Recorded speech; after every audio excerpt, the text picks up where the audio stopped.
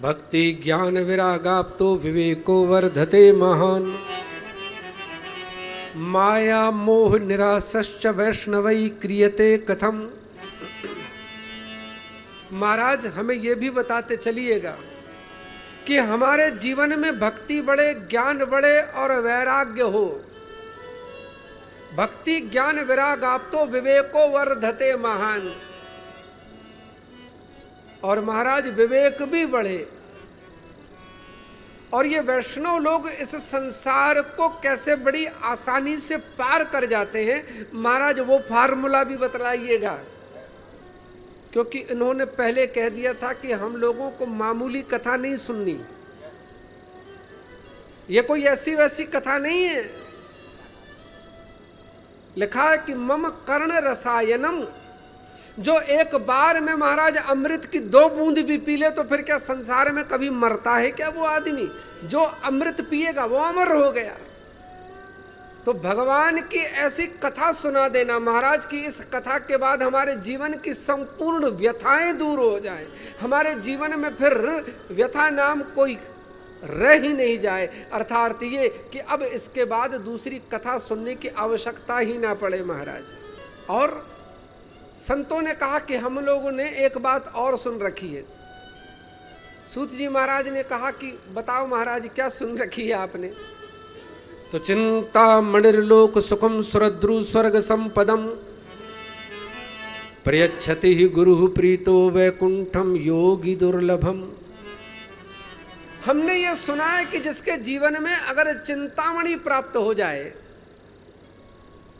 और सुरद्रु स्वर्ग संपदम, वो कल्प वृक्ष मिल जाए, वो कामधेनु गौ मिल जाए, तो महाराज ये सब मनोवांछित जो भी इच्छाएं वो सब संपूर्ण पूर्ण करने में समर्थ है। जो आप मांगेंगे कल्प वृक्ष से वो आपको दे देगा।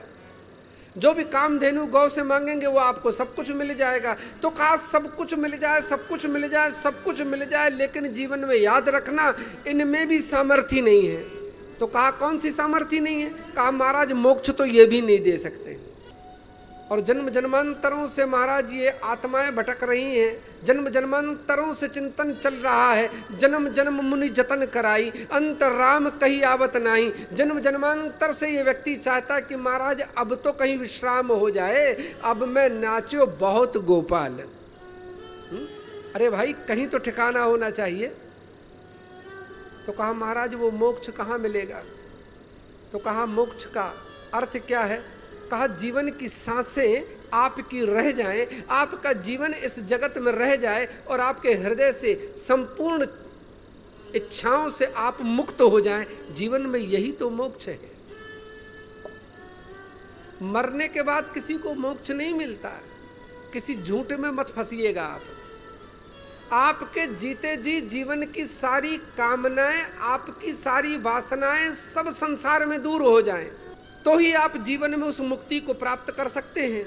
तो आज संत कहते कि हमने सुना है कि चिंता मणिर्लोक सुखम सुरद्रु स्वर्ग संपदम प्रयच्छते गुरु प्रीतो वैकुंठम योगी दुर्लभम। जो महाराज बड़े बड़े योगियों के लिए दुर्लभ है, जो दुस्त्यज है, उनकी कल्पना से भी परे है। तो कहा जब गुरु प्रसन्न हो जाते हैं तो कहा महाराज जैसे कोई फल उठा के कोई संत किसी को दे देता है, ऐसे ही गुरु उठाकर महाराज अपने शिष्य को मोक्ष दे देते हैं और शिष्य मुक्ति को प्राप्त हो जाता है। तो कहा महाराज आप हम सबों के गुरु हैं।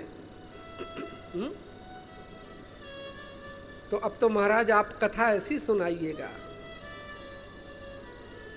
और जैसे ही महाराज इन्होंने सुना कि भगवान के श्री चरणों में इन संतों का ऐसा प्रेम, वो वक्ता हमेशा अपने श्रोताओं के ऊपर बलिहारी हो जाता है महाराज।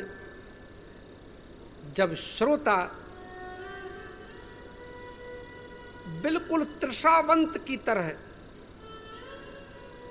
एक एक बूंद के लिए जैसे कोई प्यासा तरसता है, ऐसे महाराज कोई भगवान की कथा के लिए जब तरसता है और भगवान की कथा पूछता है तो महाराज ऐसे श्रोताओं के ऊपर वक्ता बलिहारी जाता है। और आज जैसे ही सूत जी महाराज ने सुना कि महाराज यहाँ पे तो गुण के ग्राहक बैठे हुए हैं, तो महाराज फिर उमड़ता घुमड़ता हुआ सत्संग निकल आता है। सूत जी महाराज कहते हैं, प्रीति शौनक चित्ते ते यतो वच्मि विचार्य च सर्व सिद्धांत निष्पन्नम संसार भयनाशनम। अरे महाराज, अगर आप लोग अगर ऐसे गुण के ग्राहक बैठे हो, परमात्मा का सत्संग सुनने के लिए बैठे हो, तो फिर मैं भी ऐसा सत्संग सुनाऊंगा कि एक ही बार में महाराज जीवन धन्य हो जाएगा, दोबारा की जरूरत ही नहीं पड़ेगी। क्यों? क्योंकि मैंने आपका प्रेम देख लिया। भक्ति का अर्थ होता है प्रेम। और जब महाराज, जब ये प्रबल प्रेम किसी भक्त के हृदय में बढ़ता है, तो फिर महाराज कोई सूरदास जैसे पद लिखते हैं, प्रबल प्रेम के पाले पड़ के प्रभु को नियम बदलते देखा। तो महाराज वो परमात्मा भी नियम बदल देता है। लिखा कि वत्सान मुंचन क्वचित समय, असमय में वो बछड़ों को खोल देता। किसी ने कहा महाराज ये असमय में बछड़ों को खोल दिया। कहा ये बछड़े कोई और नहीं, ये जीवात्माएं हैं, उनके जीवन में भी उतना सत्संग नहीं है, लेकिन मेरे ठाकुर ने कृपा कर दिया, महाराज ने खोल दिया, उन्हें मुक्त कर दिया। क्यों? क्योंकि ये प्रेमा अवतार है साहब। यहां बड़े बड़े